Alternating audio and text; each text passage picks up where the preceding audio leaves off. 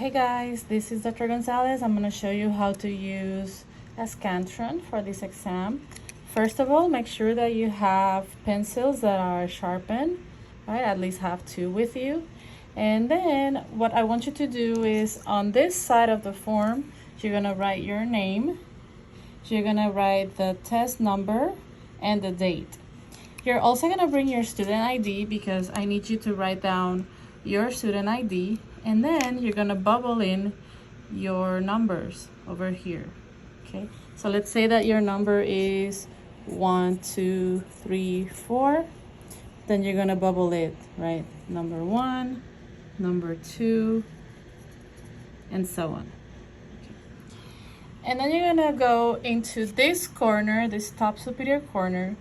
Before starting the test, you're going to write the version, right? We're gonna have two versions, A and B. If you got, for example, version A, you're gonna scratch it down over here.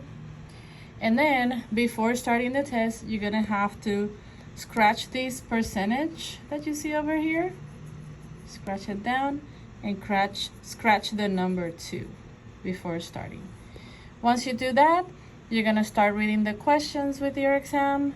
And then let's say that for question number 1, you selected letter B, and you're gonna scratch down number B, or letter B in this case, and so on, right? So you're gonna have approximately 50 questions, right?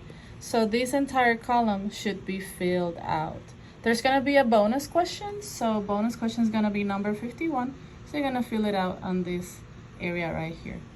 And that is it. Good luck.